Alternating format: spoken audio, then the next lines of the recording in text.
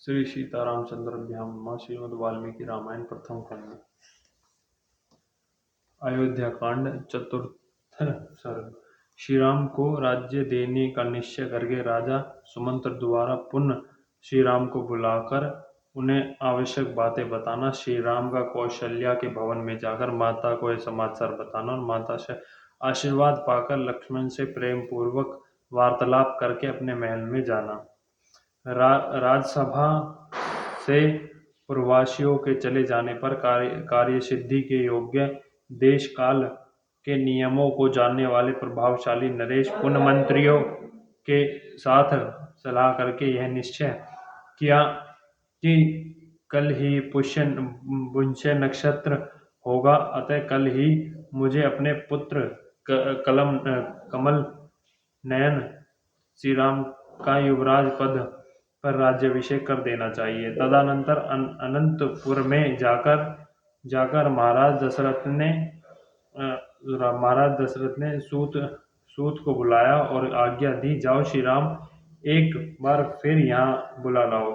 उनकी आज्ञा शिरोधार्य करके सुमंत्र श्री राम को शीघ्र बुला लाने के लिए पुनः उनके महल में गए। द्वारपालों ने श्री राम को सुमंत्र के पुनः आगमन की सूचना दी। उनका आगमन सुनते ही श्री राम मन में संदेह हो गया। उन्हें भीतर बुलाकर श्री राम ने उन्हें बड़ी उतावली के साथ पूछा, आपको पुनः यहाँ आने की क्या आवश्यकता पड़ी है, पूर्ण रूप से बताइए। तब सूत ने उनसे कहा, महाराज आपसे मिलना चाहते हैं। मेरी इस बात को सुनकर वहां जाना या न जाने का निर्णय आप स्वयं करें। सूत का यह वचन सुनकर श्री रामचंद्र जी महाराज दशरथ का पुण्य दर्शन करने के लिए तुरंत उनकी महल की ओर चल दिए। श्री राम को आया हुआ सुनकर राजा दशरथ ने उनसे प्रिय तथा उत्तम बात कहने के लिए उन्हें महल के भीतर बुला लिया। पिता के भवन में प्रवेश करते ही श्रीमान रघुनाथ ने उन्हें देखा और दूर से ही हाथ जोड़कर वे उनके चरणों में पड़ गए। प्रणाम करते हुए श्री राम को उठाकर महाराज ने छाती से लगा लिया और उन्हें बैठने के लिए आसन देकर पुनः उनसे इस प्रकार कहना आरंभ किया। श्री राम, अब मैं बूढ़ा हुआ, मेरी आयु बहुत अधिक हो गई है। मैंने बहुत से मनवांछित भोग लिए हैं। अन्न और बहुत सी दक्षिणाओं से युक्त सैकड़ों यज्ञ भी कर लिए हैं। पुरुषोत्तम, तुम मेरे परम प्रिय अभीष्ट संतानों के रूप में प्राप्त हुए, जिसकी इस भूमंडल में कहीं उपमा नहीं है।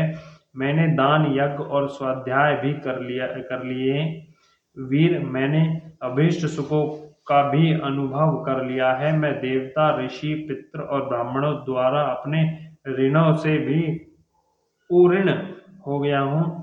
अब तुम्हें युवराज पद पर अभिषिक्त करने के सिवा और कोई भी कर्तव्य मेरे लिए शेष नहीं रह गया है।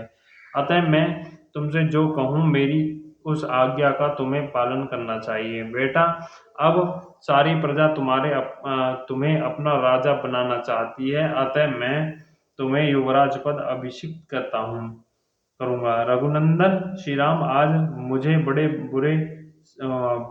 बुरे सपने दिखाई देते हैं। दिन में वज्रपात के साथ साथ बड़ा भयंकर शब्द करने वाली उल्काएं भी गिर रही हैं। श्री राम, ज्योतिषियों का कहना है कि मेरे जन्म नक्षत्र को सूर्य, मंगल और राहु नामक भयंकर ग्रहों ने आक्रांत कर लिया है। ऐसे अशुभ लक्षणों का प्रकट्य होने पर प्राय राजा घोर आपत्ति में पड़ जाता है और अंतोगत उनकी मृत्यु भी हो जाती है। अतः रघुनंदन, जब तक मेरे चित्त में मोह नहीं छा जाता, तब तक ही तुम युवराज पद अपना अभिषेक करा लो, क्योंकि प्राणियों की बुद्धि चंडाल होती है। अतः चंद्रमा पुष्य से एक नक्षत्र पहले पुनर्वसु विराजमान है, अतः निश्चय ही कल वे पुष्य नक्षत्र रहेंगे, ऐसा ज्योतिषी कहते हैं। इसलिए इस पुष्य नक्षत्र में तुम अपना अभिषेक करा लो। शत्रुओं को संताप देने वाले वीर, मेरा मन इस कार्य में बहुत शीघ्रता करने को कहता है। इस कारण कल अवश्य ही मैं तुम्हारा युवराज पद पर अभिषेक कर दूंगा। अतः तुम इस समय से लेकर सारी रात इंद्रिय संयम पूर्वक रहते हुए वधू सीता के साथ उपवास करो और कुश की सैया पर सोओ। आज तुम्हारे सुहृद स्वभाव सावधान रहकर सब ओर से तुम्हारी रक्षा करे, क्योंकि इस प्रकार के शुभ कार्यों में बहुत से विघ्न आने की संभावना रहती है। जब तक भरत इस नगर से बाहर अपने मामा के यहाँ निवास करते हैं, तब तक ही तुम्हारा अभिषेक हो जाना मुझे उचित प्रतीत होता है। इसमें संदेह नहीं है कि तुम्हारे भाई भरत सत्पुरुषों के आचार व्यवहार में स्थित है। अपने बड़े भाई का अनुसरण करने वाले धर्मात्मा, दयालु और जितेंद्रिय है। तथापि मनुष्यों का चित्त प्राय स्थिर नहीं रहता है, ऐसा मेरा मन है रघुनंदन। धर्मपरायण सत्पुरुषों का मन ही विभिन्न कारणों से राग द्वेष से संयुक्त हो जाता है। राजा के इस प्रकार कहने और काल होने वाले राज्याभिषेक के निमित्त व्रत पालन के लिए जानने की आज्ञा देने पर श्री रामचंद्र जी ने पिता को प्रणाम करके अपने महल में गए। राजा ने राज्याभिषेक के लिए व्रत पालन के नियम से जो आज्ञा दी थी, उसे सीता को बताने के लिए अपने महल के भीतर प्रवेश करके जब श्री राम ने वहां सीता को नहीं देखा, तब वे तत्काल ही वहां से निकलकर माता के अंतपुर में चले गए। वहां जाकर उन्होंने देखा माता कौशल्या रेशमी वस्त्र पहने मौन हो देव मंदिर में बैठकर देवता की आराधना में लगी है और पुत्रों के लिए राजलक्ष्मी की याचना कर रही है। श्री राम के राज्याभिषेक का प्राय समाचार सुनकर सुमित्रा और लक्ष्मण वहां पहले से ही आ गए थे तथा बाद में सीता वहीं बुला ली गई। श्री रामचंद्र जी जब वहां पहुंचे, उस समय भी कौशल्या नेत्र बंद किए ध्यान लगाए बैठी थी और सुमित्रा, सीता तथा लक्ष्मण उनकी सेवा में खड़े थे। उन पुष्य नक्षत्र के योग में पुत्र के युवराज पद पर अभिषेक होने की बात सुनकर वे अपनी मंगल कामना से प्राणियों के द्वारा परम पुरुष नारायण का ध्यान कर रही थी। इस प्रकार नियमों में लगी हुई माता के निकट उसी अवस्था में जाकर श्री राम ने उनको प्रणाम किया और उन्हें हर्ष प्रदान करते हुए यह श्रेष्ठ बात थी, माँ, पिताजी ने मुझे प्रजा पालन के कर्म से नियुक्त किया है। कल मेरा अभिषेक होगा, जैसा कि मेरे लिए पिताजी का आदेश है, उसके अनुसार सीता को भी मेरे साथ इस रात में उपवास करना होगा। उपाध्यायों ने ऐसी ही बात बताई है जिसे पिताजी ने मुझसे कहा है। अतः कल होने वाले अभिषेक के निमित्त से आज मेरे और सीता के लिए जो जो मंगल कार्य आवश्यक हो वह सब कराओ। चिराग चिराग चिरकाल से माता के हृदय में जिस बात की अभिलाषा थी, उसकी पूर्ति को सूचित करने वाली यह बात सुनकर माता कौशल्या ने आनंद के आंसू बहाते हुए गदगद कंठ से इस प्रकार कहा, बेटा श्री राम चिरंजीवी हो, तुम्हारे मार्ग में विघ्न डालने वाले शत्रु नष्ट हो जाए। तुम राजलक्ष्मी से युक्त होकर और सुमित्रा के बंधु बांधवों को आनंदित